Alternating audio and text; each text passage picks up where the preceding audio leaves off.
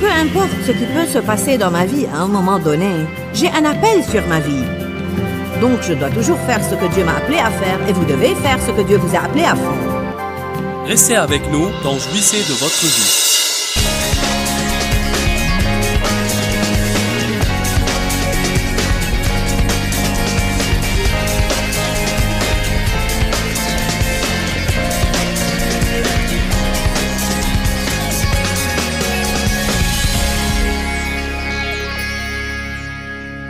J'enseigne une série sur marcher selon l'esprit et nous l'avons intitulée « Continuez à marcher quand le diable rôde ». Vous allez avoir des moments dans votre vie où le diable va attaquer vos émotions et vous allez peut-être traverser des moments, des jours ou même des semaines où vous allez sentir que vous n'êtes qu'une boule d'émotions. Je me permettrai de dire qu'il y a certains dans cette situation en ce moment-là.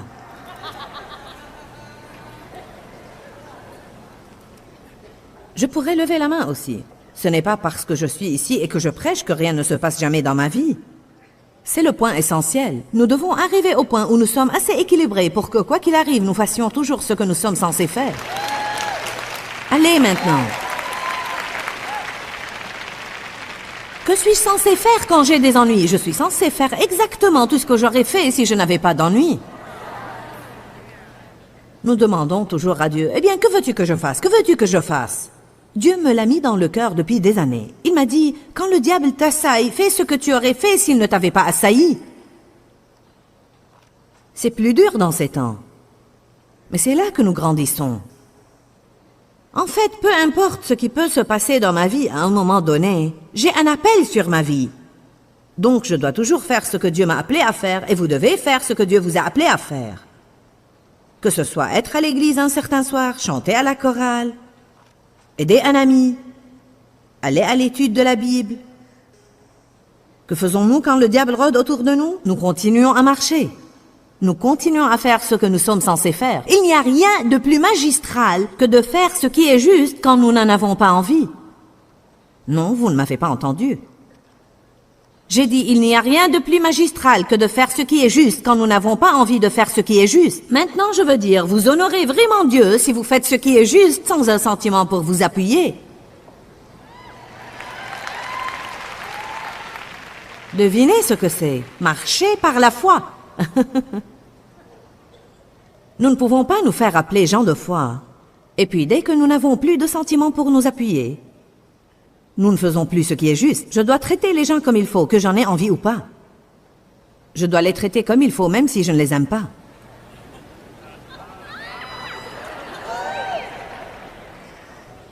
Vous allez comprendre cela avant la fin de la soirée.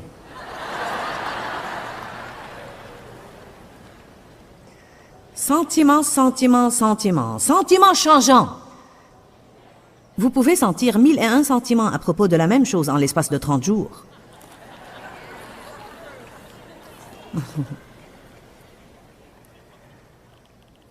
Nous pouvons faire des choses que nous n'avons pas envie de faire, car nous avons une volonté. Et ce n'est pas parce que je n'ai pas envie de faire une chose que je ne dois pas la faire. Par contre, nous ne devons pas faire tout ce que nous avons envie de faire, car parfois je n'ai absolument pas envie de faire une chose que je dois faire, et parfois j'ai bien envie de faire une chose que je ne dois pas faire. Je ne sais pas si je peux répéter ça. C'est trop demandé. Voyez, parfois nous avons envie de faire une chose que nous ne devons pas faire. Alors nous devons nous discipliner sous cet angle. Mais d'un autre côté, il y a parfois une chose que nous devons faire et que nous ne voulons pas faire, alors nous devons nous discipliner sous un angle différent. Laissez-moi poser une question. Est-ce que quelqu'un a envie de faire une chose qu'il sait qu'il ne doit pas faire? Il y a plus que ça, mais ça passe. Nous allons prier pour tous les menteurs plus tard.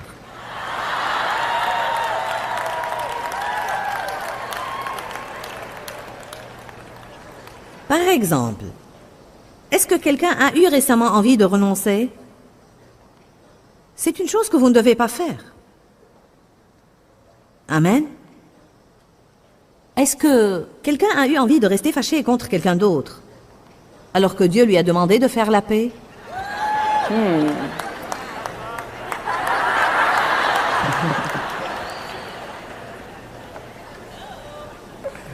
Bonjour. Si c'est le cas, vous n'êtes pas les seuls. Parlons du rôle des sentiments dans notre vie. Tout d'abord, ils ne vont jamais s'en aller. La chose intéressante à leur propos, c'est que vous ne savez jamais exactement lesquels vont se manifester en quel jour ou lesquels ne vont pas se manifester en quel jour. Vous pouvez aller vous coucher ayant envie de faire une chose et vous réveiller n'ayant plus envie de la faire. Je dis la vérité?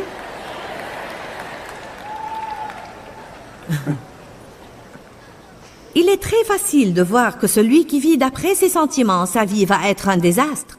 Nous devons nous discipliner, nous devons marcher selon la maîtrise de soi et nous devons nous servir de notre volonté. Aligner notre volonté avec celle de Dieu et faire ce que Dieu veut, que nous en ayons envie ou pas, et c'est ce que signifie marcher selon l'esprit.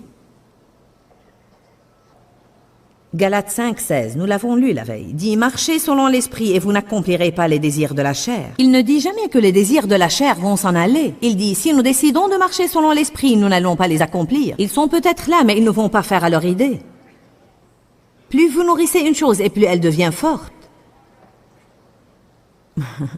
Moins vous la nourrissez et plus elle devient faible. C'est très simple. Ne nourrissez pas la chair et elle n'aura plus la force de vous contrôler. De même, si je ne nourris pas mon corps, je m'affaiblirai, et je m'affaiblirai, et je m'affaiblirai, et je m'affaiblirai, et je m'affaiblirai. Et dans peu de temps, je ne pourrai plus me tenir debout et faire quoi que ce soit. En fait, si je ne me nourris pas pour assez longtemps, je pourrais même mourir. Il en va de même avec les désirs de la chair et les choses qui essayent de nous manipuler et de nous contrôler. J'avais un problème sérieux de rébellion parce que j'ai été abusée par des hommes dans ma vie et donc quand je me suis mariée, il ne m'était même pas facile de lire sur le sujet de la soumission, encore moins d'essayer d'être soumise. Quand je voyais des choses dans la Bible comme une femme doit se soumettre à son mari, j'avais la chair de poule.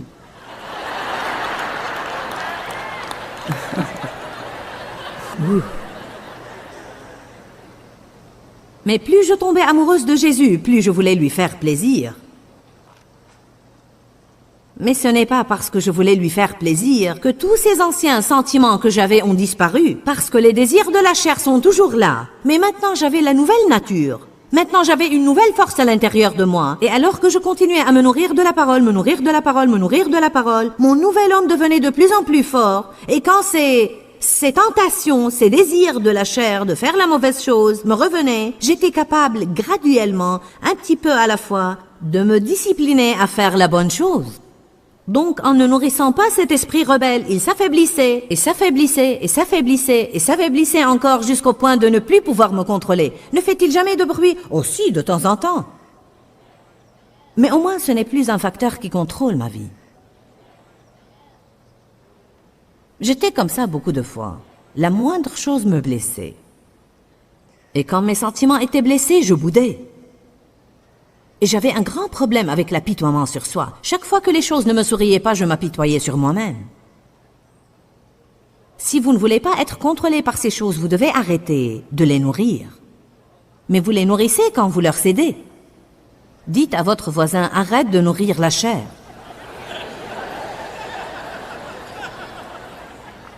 Je ne parle pas de « arrête de manger ton dîner ». Vous savez exactement de quoi je parle. Amen. Regardez maintenant, voilà ce que font les gens. Les gens attendent que ces sentiments s'en aillent et pensent « Eh bien, si ces sentiments s'en allaient, je pourrais obéir à Dieu. »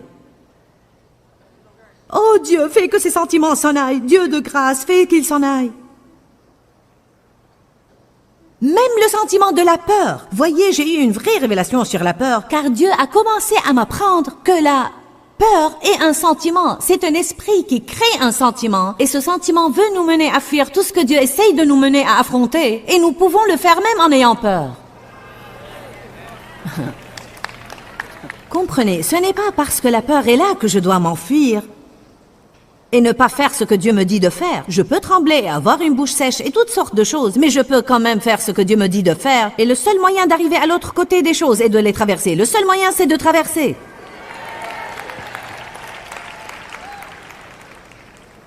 C'est le moment de grandir ce soir. Oh Dieu, fais que ces sentiments s'en aillent. Il dit, arrête de les nourrir. Eh bien, quel est le rôle des sentiments dans notre vie? Tout d'abord, règle numéro 1, ne niez absolument pas l'existence des sentiments, car ils existent. Je crois que beaucoup de fois, les gens pensent que nous ne devons jamais parler de nos sentiments. Ne niez pas leur existence. Vous n'avez pas à aller partout raconter à tout le monde ce que vous ressentez. Il y a un moment pour raconter ce que vous ressentez. Parfois, nous avons besoin de mettre les choses au grand jour. Il n'y a pas de mal à raconter à un ami ce que vous endurez s'il est digne de confiance. Mais nous ne devons pas en parler, y penser, en parler.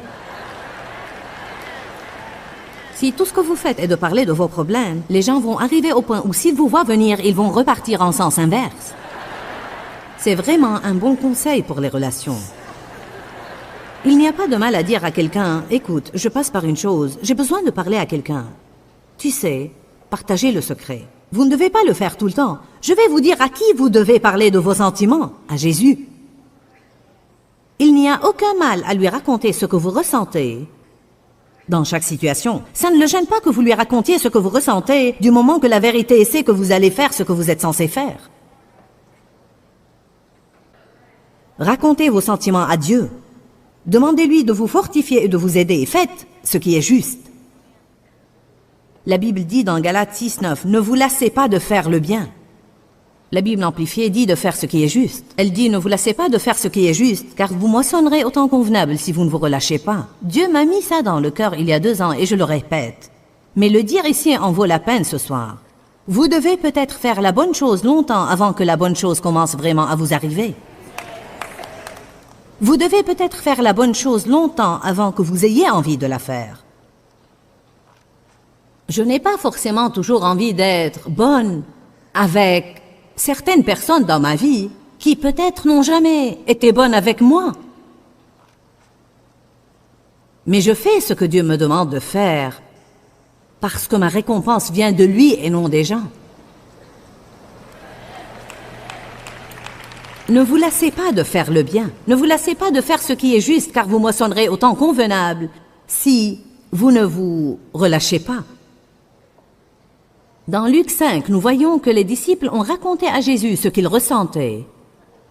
Mais ils ont quand même fait ce qu'il leur a dit de faire. Commençons par Luc 5:1. Maintenant, il s'est produit que pendant que la foule se pressait autour de Jésus pour entendre la parole de Dieu, il se trouvait auprès du lac de Génézareth, la mer de la Galilée. Et il vit au bord du lac 2 barques, mais les pêcheurs en étaient descendus et ils lavaient leurs filets. Et il monta dans une de ces barques, celle qui était à Simon-Pierre, et il le pria de s'éloigner un peu de la rive et d'entrer dans la mer. Puis il s'assit et continua à enseigner la foule. Verset 4. Lorsqu'il eut cessé de parler, il dit à Simon-Pierre, « Avance en pleine eau et jette tes filets pour pêcher. » Il y a tout un message là-dedans que nous n'allons pas prêcher ce soir, mais certains de vous n'ont pas ce qu'ils veulent dans la vie parce que leur relation avec Dieu n'est pas profonde. Les gens superficiels ne prennent jamais beaucoup de Dieu. Je vais plutôt vous laisser avec ça et vous pouvez en faire tout ce que vous voulez. C'est un autre message. Jette tes filets en pleine eau, Pierre, et tu vas avoir ce que tu cherches. Verset 5. Et Simon-Pierre répondit, « Maître, nous avons travaillé toute la nuit à nous épuiser sans rien prendre dans nos filets. Maintenant, si je me servais du langage moderne pour le dire, j'aurais probablement dit quelque chose comme « Maintenant, Seigneur, nous avons pêché toute la nuit, nous venons de laver les filets, nous venons de les ranger, je suis fatigué. En fait, je suis épuisé. Nous n'avons pris aucun poisson, nous avons essayé, nous ne pensons pas que ça va marcher. Je ne veux vraiment pas faire ça. Je n'ai pas envie de le faire et je ne pense pas que c'est une très bonne idée. » Regardez le verset suivant, ou le reste de ce verset. « Mais en raison de ta parole, je jetterai les filets de nouveau.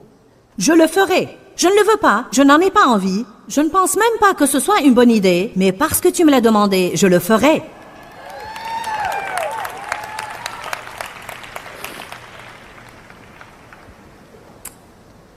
C'est ici la journée que l'Éternel a faite, je vais m'en réjouir et être heureux. Je suppose fortement que David avait dit ça un matin où il s'est levé et ne se sentait pas très bien. Peut-être qu'il s'est réveillé en sentant ce que nous sentons certains matins. car il avait beaucoup d'ennemis qui le poursuivaient tout le temps. Et peut-être qu'il s'est réveillé un matin et a dit, « C'est ici la journée que l'Éternel a faite, je vais m'en réjouir et être heureux. Je vais me lever et avoir une bonne attitude aujourd'hui, bien que je n'en ai pas envie. » Allez, regardez ce qui est arrivé quand ils ont surmonté leurs sentiments. Et quand ils firent ça, ils prirent une grande quantité de poissons. Et comme leur filet était sur le point de se rompre, ils firent signe à leurs compagnons dans l'autre barque de venir pour les aider. Et ils vinrent et remplirent les deux barques, au point qu'elles commençaient à s'enfoncer. Alors, quelle est la morale de mon message? Si nous commençons à vivre au-delà de nos sentiments et nous commençons à faire ce qui est juste, bien que nous n'en ayons pas envie, les bénédictions de Dieu seront si abondantes dans notre vie que non seulement nous allons avoir des bénédictions pour nous, mais nous serons capables de bénir tous ceux qui nous entourent. Allez maintenant, louez Dieu.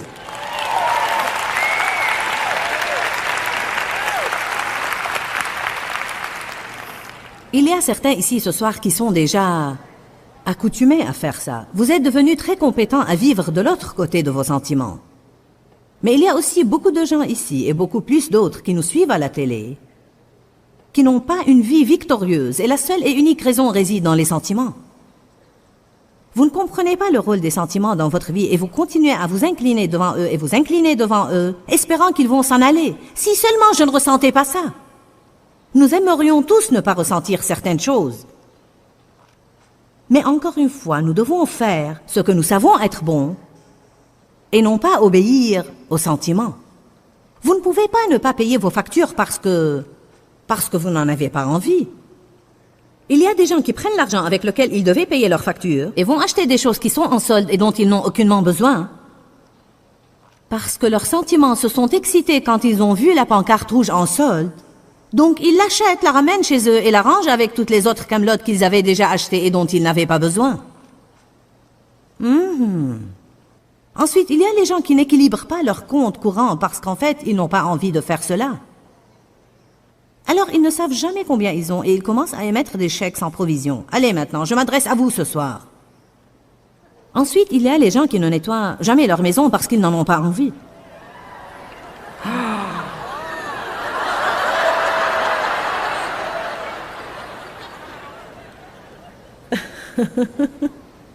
Vous pensez que nous ne devrions pas parler de ces choses à l'église? Non, c'est exactement le genre de choses dont nous devons parler à l'église. Une fois que nous avons une doctrine solide à notre actif, nous n'avons pas besoin de parler doctrine semaine après semaine après semaine et lois et réglementations. Nous devons apprendre à vivre. Nous devons apprendre à prendre Jésus dans nos foyers et dans les rues et au marché. Et nous devons apprendre à le représenter, car la Bible dit « Nous sommes ses ambassadeurs ». Y a-t-il quelqu'un dans le bâtiment ce soir qui pense que Jésus avait envie de mourir sur la croix? Non, je ne pense pas. Étudions deux passages où David a parlé de ce qu'il ressentait et ensuite disait ce qu'il allait faire. Psaume chapitre 56, verset 3.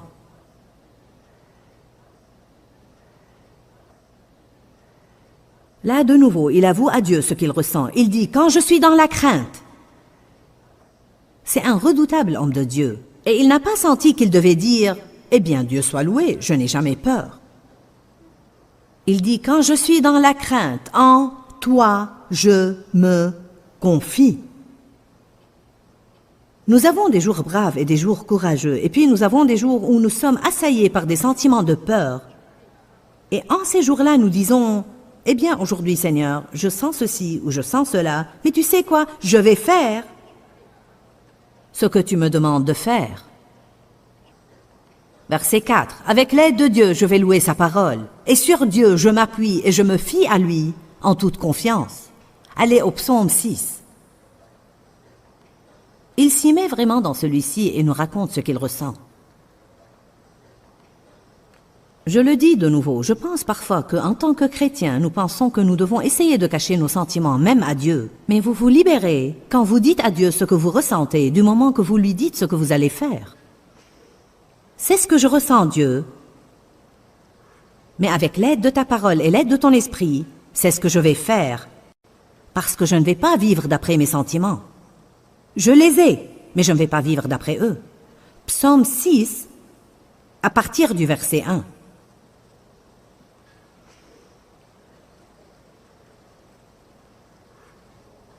Ô Éternel, ne me punis pas dans ta colère, et ne me discipline et ne me châtie pas dans ta fureur. Sois miséricordieux envers moi, ô Éternel, car je suis sans force, faible et atrophié. Ô Éternel, guéris-moi, car mes os sont tremblants.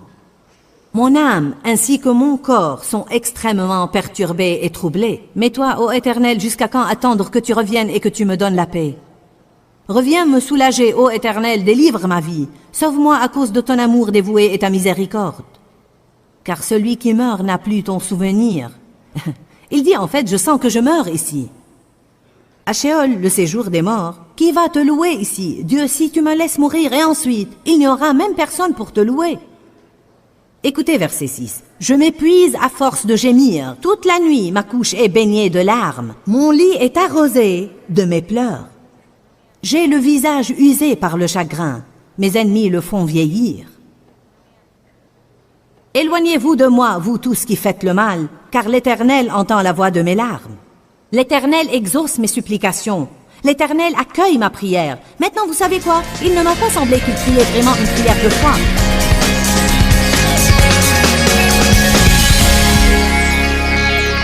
Je vais vous le dire encore une fois pour vous encourager. Ne suivez pas vos sentiments. Nous avons tous besoin d'écouter un message au sujet de ne pas suivre nos sentiments d'une façon plus ou moins régulière. Pourquoi? Car les sentiments sont l'ennemi numéro 1 du croyant. L'esprit est le champ de bataille et le diable nous lance des sentiments tout le temps. Nous devons faire attention de ne pas être menés par nos sentiments, mais d'être menés par l'Esprit de Dieu. Les sentiments vont toujours être là, mais ils ne vont pas nous mener à la victoire que Jésus est mort pour nous donner. Nous devons apprendre à maîtriser nos sentiments et à maîtriser nos émotions et à ne pas les laisser nous maîtriser. J'aimerais vous passer un mot d'encouragement aujourd'hui. Je crois que beaucoup de gens se demandent s'ils sont dirigés par Dieu et ils craignent de ne pas pouvoir entendre Dieu. Mais je veux juste vous dire que Dieu va diriger vos pas partout où vous allez si vous vous fiez à lui pour le faire. Ésaïe 30, 21 dit « Et tes oreilles entendront derrière toi la voix qui dira « Voici le chemin, marchez-y ». Quand vous irez à droite ou quand vous irez à gauche. Alors confortez-vous aujourd'hui, car vous êtes des enfants de Dieu et vous pouvez entendre Dieu. Il dit que ces enfants ne vont pas suivre la voie d'un étranger. Je crois que vous pouvez entendre Dieu et être menés par le Saint-Esprit et je vous encourage à le croire et à le confesser tous les jours. Dis-leur que je les aime. Dans ce livret, Joyce Meyer donne une révélation de l'amour de Dieu pour nous. Pour obtenir ce livret gratuitement, écrivez-nous à Joyce Meyer, boîte postale 40095-6300, Larnaca, Chypre. Ou bien visitez notre site web www.joycemeyer.org/fr.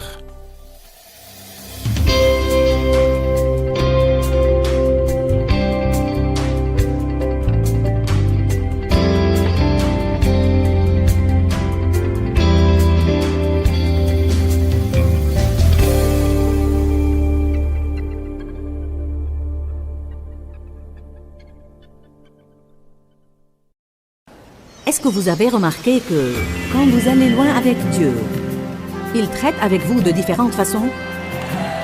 Alors parfois, nous commençons à penser « Qu'est-ce que j'ai fait de mauvais ?» Restez avec nous dans Jouissez de votre vie.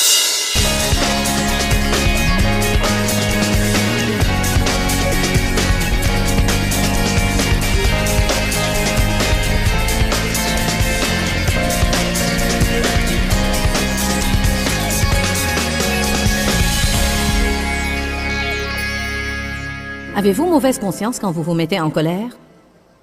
Oh Dieu! Je ne dois pas me sentir ainsi.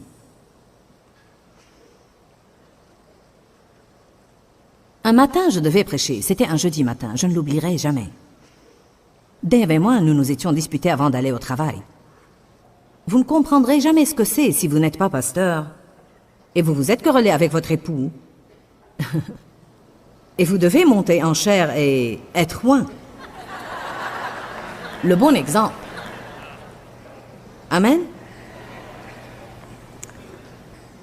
Maintenant, j'avais ce grand gâchis. Donc, je me lamentais et poursuivais ma tâche et essayais d'en parler à Dieu. Voilà Charlie qui rit là-bas, car je sais qu'il sait de quoi je parle. Amen. Je disais, Dieu, que vais-je faire? Je ne sais que faire. Maintenant, je dois aller prêcher et je me sens coupable. Je suis désolée, je n'aurais pas dû agir de la sorte. J'aurais aimé ne pas ressentir ce que je ressens. Le Seigneur m'a dit, quand tu te mets en colère, ne pêche point. Alors j'ai pensé, eh bien, comment me mettre en colère et ne pas commettre le péché? Que le soleil ne se couche pas sur votre colère. Savez-vous quel est le message? D'accord, vous vous êtes mis en colère. Ce qu'il faut faire, c'est ne pas rester en colère. Surmonter cela et avancer. Si vous avez besoin d'appeler quelqu'un pour lui demander de vous pardonner, faites-le et puis allez de l'avant. Si souvent nous passons la journée à nous sentir coupables d'une chose que nous avons fait tôt le matin, alors que tout ce que nous devons faire, c'est demander le pardon, surmonter la chose et poursuivre le plan de Dieu pour notre vie. Non pas nous condamner toute la journée. Emportez-vous, mais ne péchez point. En fait, si quelqu'un, je veux dire que je peux être à l'épicerie ou je peux être autre part, et je peux être de bonne humeur. Oh, Dieu soit loué, gloire à Dieu, alléluia. Et tout à coup, quelqu'un m'écrase le pied avec un chariot. Non, vous savez, je n'y peux vraiment rien à l'égard de ce que je vais ressentir en ce moment-là. Mais je peux me discipliner pour ne pas m'emporter et agir d'après ses sentiments. Bonjour. Dites tous à voix haute, j'ai la maîtrise de soi. Eh bien, ce que nous devons faire, c'est prendre des habitudes de discipline. Nous devons prendre de nouvelles habitudes. Je vous demande ce soir de prendre l'habitude de ne pas agir d'après vos sentiments uniquement car vous les avez, mais de vous rendre compte que ce n'est pas parce qu'ils sont là que vous devez faire exactement ce qu'ils vous disent de faire. Maintenant, si vous n'obéissez pas à vos sentiments, vous allez un peu souffrir dans la chair. C'est pour cela que les gens cèdent. Eh bien, ça fait mal. C'est trop dur. Alors, à ce moment-là, nous les nourrissons pour les faire taire. Vous m'avez entendu? Nous décidons de les nourrir encore une fois pour les faire taire.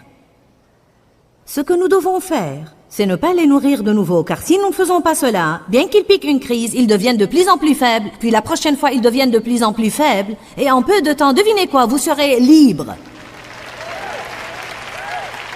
Complètement libre. Je peux me rappeler quand Dieu a commencé à s'occuper de moi au sujet de ne pas répondre à Dave. Vous devez vous rappeler, mon don est dans ma bouche.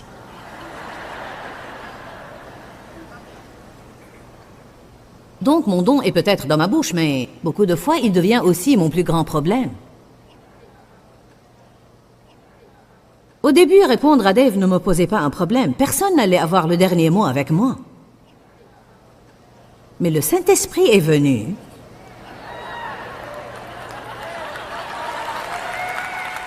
Et il a commencé à m'enseigner à garder le silence. Tais-toi, tu n'es pas obligé de parler.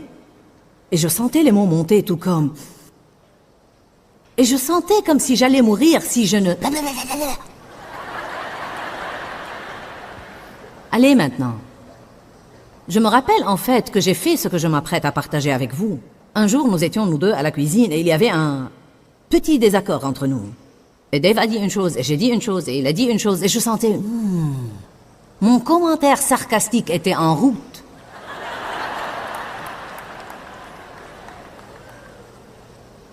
Mais le Saint-Esprit me disait... Chut. Je vais vous dire quoi, ma chair était dans tous ses états. Et j'étais sûre que si je ne sortais pas de cette place, la situation allait empirer. Et je suis descendue en courant, je suis entrée dans la salle de bain, j'ai verrouillé la porte, j'ai enfoui mon visage dans la serviette accrochée au porte-serviette et j'ai fait...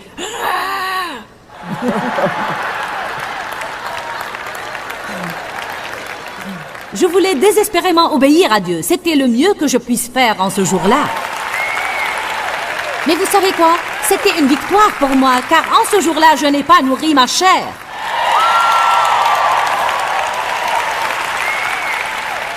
Pensez-vous que Dieu s'est fâché de moi ce jour-là pour avoir eu ce sentiment? Non, je l'ai honoré. Ce que j'essaye de vous dire ce soir, c'est que vous ne devez pas vous sentir patraque chaque fois que vous avez une sorte de mauvais sentiment, car Dieu est honoré si, en fait, Satan attaque vos sentiments et vous dit « Je vais vraiment faire tout ce que je dois faire pour faire ce qui est juste. Peu importe le mal que ça me fait, je vais vivre pour la gloire de Dieu seulement. » Amen. Ne vous lassez pas de faire le bien, car vous moissonnerez au temps convenable si vous ne vous relâchez pas. Le mot discipline vient du mot disciple. Nous ne pouvons pas être les disciples de Jésus et ne pas nous discipliner. Maintenant, rappelez-vous, nous ne nions pas l'existence des sentiments, mais nous leur refusons le droit de nous contrôler et nous manipuler. Combien de vous comprennent ce message? Eh bien, parlons d'un des traits que nous voyons dans une personne disciplinée. Une personne disciplinée est capable d'attendre.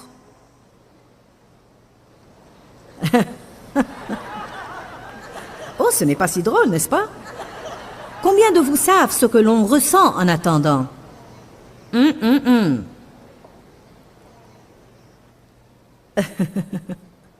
Certains ne savent pas bien attendre. Je me rappelle quand j'allais à l'épicerie, au début de ma vie sérieuse avec Dieu. Qui sait que Dieu œuvre avec lui partout où il se trouve? Non seulement à l'église, il œuvre avec vous où que vous soyez. Et il se sert de tout ce qui se passe pour vous apprendre quelque chose. Il semblait que partout où j'allais, soit il y avait un employé lent ou pas d'employé, une des deux choses. Chaque fois que je faisais la queue dans une épicerie, il manquait de papier, ou c'était une nouvelle fille qui ne savait pas ce qu'elle faisait, ou celui qui était devant moi n'avait pas les prix sur 3 de ses articles. Puis-je avoir un témoin? Eh bien, vous savez, au début, ma chair n'était pas très disciplinée, et alors je faisais...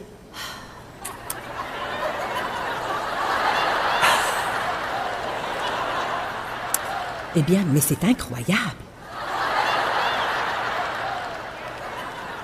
Qu'est-ce que je faisais? Je nourrissais mes sentiments. Je savais qu'il ne fallait pas culpabiliser l'employé, mais j'obéissais à mes sentiments au lieu de discipliner mes sentiments. Et je me rappelle, quand Dieu me travaillait et me travaillait et me travaillait, je me rappelle encore la bataille qui avait lieu en moi, quand je suis arrivée finalement au point où j'étais... Allez maintenant, ce n'est pas parce que vous commencez à faire ce qu'il faut que tous les sentiments vont s'en aller. Est-ce que cela vous aide ce soir? Le diable n'aime pas ce message. Parce que s'il peut vous garder condamné par les sentiments, vous n'allez jamais apprendre à vivre de l'autre côté d'eux. Chaque fois que j'étais dans une situation pareille et que je faisais ce qui était bien, bien que j'avais envie de faire ce qui était mauvais, je ne nourrissais pas cette faiblesse et elle devenait de plus en plus faible et plus faible et plus faible. Et maintenant, je suis capable de faire la queue et attendre quelque chose et avoir la paix et ne pas être dérangée. Je me rappelle que je souffrais vraiment dans la chair simplement parce que je devais attendre quelqu'un ou que j'étais dans un embouteillage où je ne voulais pas être ou que j'étais derrière un conducteur lent ou n'importe quoi. Allez, est-ce que je m'adresse à quelqu'un ici ce soir? Et ceux qui nous suivent à la télé, est-ce que je m'adresse à quelqu'un d'entre vous? Amen. Ouvrez Romains 8, 23.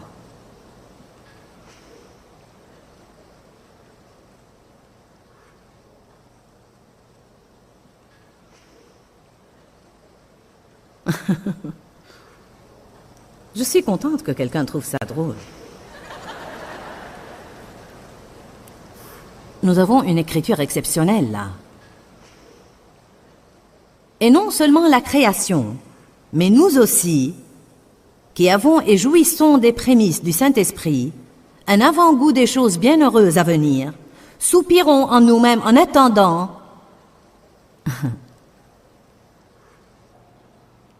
la rédemption de nos corps de la sensualité et de la tombe. Il veut dire, vous savez, Jésus, nous attendons impatiemment le jour où tu vas venir et apporter le salut à notre vie, là où nous n'allons même pas vouloir faire la mauvaise chose. N'attendez-vous pas impatiemment le jour où vous n'aurez plus à lutter contre votre chair? J'attends impatiemment le temps où je ne serai même pas tenté de m'inquiéter ou tenté d'essayer de comprendre quelque chose, où je ne voudrais même jamais être peu aimable ou égoïste ou égocentrique. La Bible dit, car maintenant nous sommes dans une guerre. Et la chair est en guerre contre l'esprit, et l'esprit est en guerre contre la chair. Et ils sont quoi? Continuellement antagonistes entre eux. En fait, je ne l'aime guère mieux que vous. Mais tant que nous sommes dans ces corps charnels, nous allons avoir des choses comme ça. Et Dieu nous donne la force de faire ce qui est juste, car il ne permettra pas que nous soyons tentés au-delà de nos forces. Mais avec chaque tentation, il préparera toujours le moyen d'en sortir. Dieu merci. Nous soupirons en nous-mêmes en attendant. Vous savez, les gens qui sont une boule de chair, une boule d'émotion, ils ne savent rien attendre. Donc ils n'ont jamais de victoire dans leur vie, car chaque fois qu'ils doivent attendre, ils vont prendre les choses en main.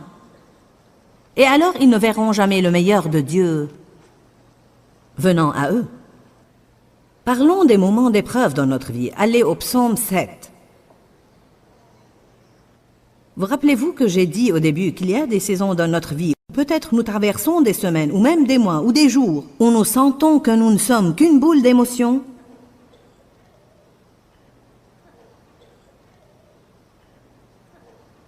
En fait, j'ai moi-même traversé un moment comme ça dernièrement. Si vous n'avez pas besoin de ce message, je vais me le prêcher à moi-même. Saison d'épreuve. Avez-vous jamais l'impression que Dieu vous a délaissé?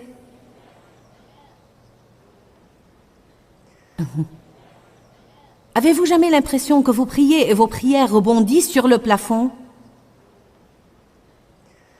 Vous êtes passé par des temps où vous ne sentiez pas sa présence? Ce n'est pas parce que vous ne sentez pas la présence de Dieu qu'il n'est pas là avec vous. Parfois, quand nous ne pouvons pas sentir la présence de Dieu, nous pensons que nous avons fait une mauvaise chose. Mais je vais clôturer ce soir avec une écriture sur un homme qui traversait un moment dans sa vie où il faisait tout juste. Et la Bible dit que Dieu l'a délaissé pour une saison pour le tester et l'éprouver. Maintenant, Dieu ne l'a pas en fait délaissé, mais je crois qu'il y a des moments où Dieu nous retire les sentiments mélos et bons pour voir si nous allons toujours faire ce qui est juste et faire ce que nous sommes censés faire. Je vous dis une chose, si nous n'adorons pas Dieu dans le désert, nous n'allons l'adorer nulle part. J'ai dit, si vous n'adorez pas Dieu dans le désert, si vous n'adorez pas Dieu au moment dur, si vous n'adorez pas Dieu au moment difficile, si vous ne levez pas les mains vers lui et louez et adorez Dieu quand rien en vous n'a envie de le faire, c'est comme ça que nous devons vivre chez nous. Et que dire alors des jours où rien ne vous sourit et vous avez des larmes qui coulent le long du visage et vous dites « Je vais louer le Seigneur ». Vous pensez que Dieu est fâché contre vous à cause de vos sentiments ce jour-là? Non, il est vraiment honoré parce que vous allez le louer malgré tout au milieu de toutes ces émotions. Je vais louer le Seigneur, quels que soient mes sentiments. Psaume 7, verset 9. Peut-être que vous n'avez jamais vu cette écriture. Elle va vous réconforter. Oh, mets un terme à la malice des méchants, mais affermis ceux qui sont catégoriquement justes, ceux qui sont droits et en harmonie avec toi. Car toi, qui testes les cœurs, les émotions et les pensées, tu es un Dieu juste. La Bible amplifiée dit, il y a des saisons d'épreuve dans notre vie, et Dieu va parfois tester nos cœurs. Savez-vous ce que cela signifie? Il teste nos motifs. Il va nous faire traverser des saisons d'épreuve pour voir quels sont nos motifs à un certain niveau. Parfois, je crois que Dieu recule, si on peut dire. Il ne nous délaisse jamais. Mais je pense parfois que c'est comme s'il reculait. Et l'ennemi va avoir de fait une saison pour nous attaquer mentalement.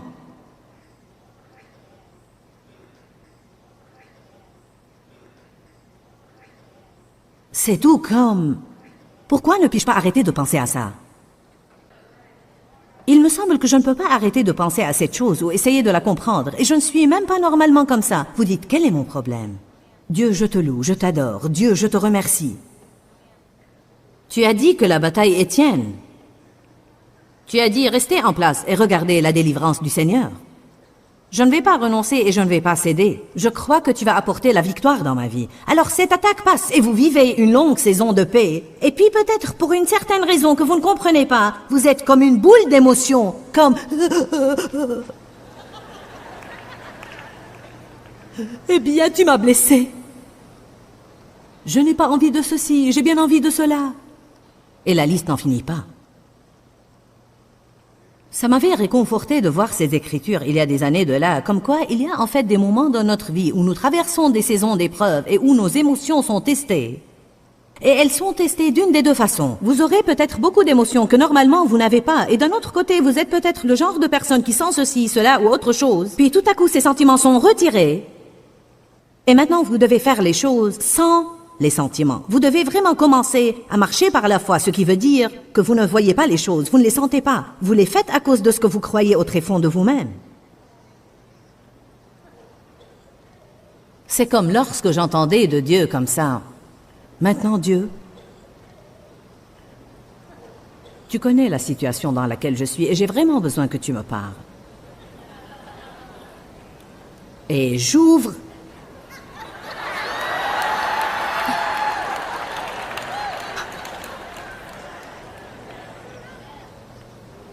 et vraiment, je vous dis qu'au début de ma vie avec Dieu, Dieu me parlait. Et c'était tout comme... Waouh! Vous savez quoi, à l'époque de la croissance, est-ce que vous avez remarqué que quand vous allez loin avec Dieu, il traite avec vous de différentes façons? Alors parfois, nous commençons à penser « Qu'est-ce que j'ai fait de mauvais ?» Oui, je m'adresse à quelqu'un. Alors un jour, d'accord Dieu, j'ai besoin d'une parole.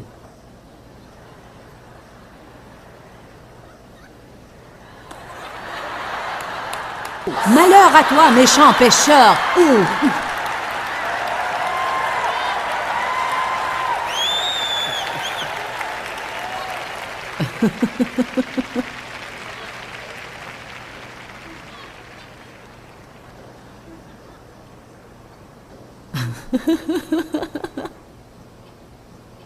Franchement et sincèrement, je l'ai essayé il n'y a pas très longtemps. Car j'étais plutôt désespérée en ce jour-là. Et j'ai pensé, Dieu, tu dois me répondre. Je veux dire, j'ai presque usé ma Bible et je n'ai rien pu trouver qui réponde à ma demande.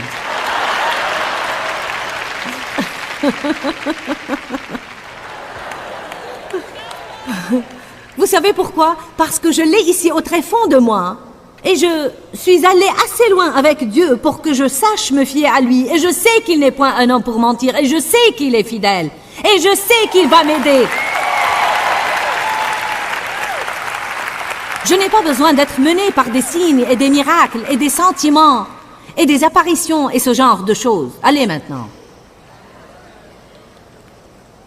Je n'ai pas besoin de quelqu'un pour me donner une parole tous les 2 jours. Certains sont venus ici aujourd'hui. Oh Dieu de grâce, fais que Joyce m'adresse une parole ce week-end. Allez maintenant. Combien de vous ont dit oh Dieu de grâce? Eh bien, je vais vous adresser une parole. Ainsi dit le Seigneur, grandissez.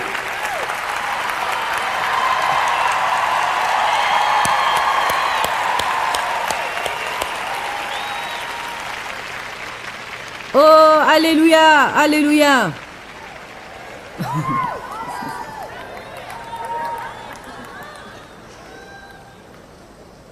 Je ne comprends pas ce que tu fais dans ma vie, Dieu. Rappelez-vous que le psaume 7, verset 9, dit que le Dieu qui teste nos cœurs, nos pensées et nos émotions est un Dieu juste. Savez-vous ce que cela signifie? Il a raison dans tout ce qu'il fait. Alors j'ai appris, même quand c'est dur, parfois quand il y a des choses qui se passent dans ma vie, je dis, tu sais quoi Dieu? Je sais que c'est bien, bien que cela semble mauvais. Je crois que tu vas faire que ça concourt au bien. Et je crois que tu vas faire de bonnes choses dans ma vie. Ne suivez pas vos sentiments. Nous avons tous besoin d'écouter un message au sujet de ne pas suivre nos sentiments d'une façon plus ou moins régulière. Pourquoi? Car les sentiments sont l'ennemi numéro 1 du croyant. L'esprit est le champ de bataille et le diable nous lance des sentiments tout le temps. Nous devons faire attention de ne pas être menés par nos sentiments, mais d'être menés par l'Esprit de Dieu. Les sentiments vont toujours être là, mais ils ne vont pas nous mener à la victoire que Jésus est mort pour nous donner. Nous devons apprendre à maîtriser nos sentiments et à maîtriser nos émotions et à ne pas les laisser nous maîtriser. J'aimerais vous passer un mot d'encouragement aujourd'hui. Je crois que beaucoup de gens se demandent s'ils sont dirigés par Dieu et ils craignent de ne pas pouvoir entendre Dieu. Mais je veux juste vous dire que Dieu va diriger vos pas partout où vous allez si vous vous fiez à lui pour le faire. Ésaïe 30, 21 dit « Et tes oreilles entendront derrière toi la voix qui dira « Voici le chemin, marchez-y ». Quand vous irez à droite ou quand vous irez à gauche. Alors confortez-vous aujourd'hui, car vous êtes des enfants de Dieu et vous pouvez entendre Dieu. Il dit que ces enfants ne vont pas suivre la voie d'un étranger. Je crois que vous pouvez entendre Dieu et être menés par le Saint-Esprit et je vous encourage à le croire et à le confesser tous les jours. Dis-leur que je les aime. Dans ce livret, Joyce Meyer donne une révélation de l'amour de Dieu pour nous. Pour obtenir ce livret gratuitement, écrivez-nous à Joyce Meyer, boîte postale 40095-6300, Larnaca, Chypre. Ou bien visitez notre site web www.joycemeyer.org/fr.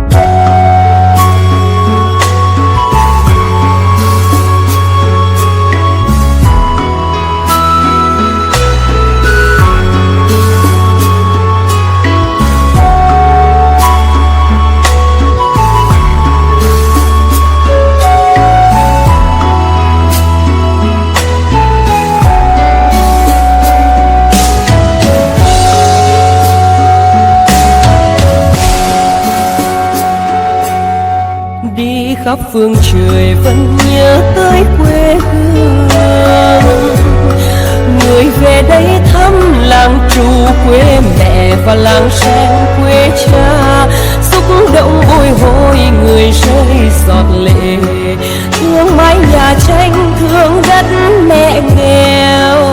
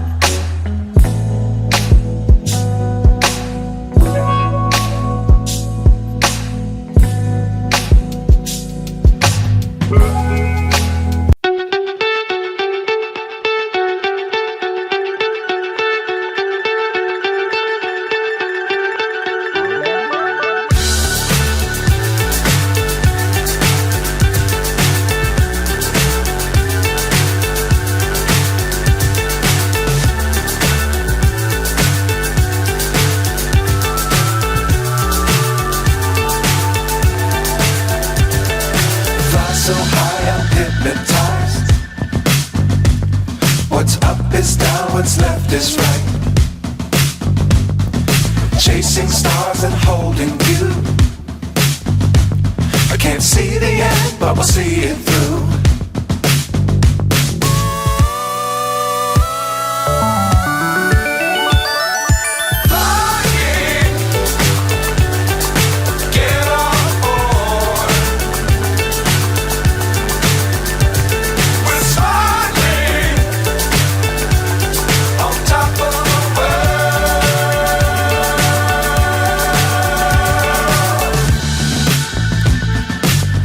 Times don't fly too high. Be sure to keep the ground in sight. Fly forever if you keep it tight. Love the world but keep the sky on your mind.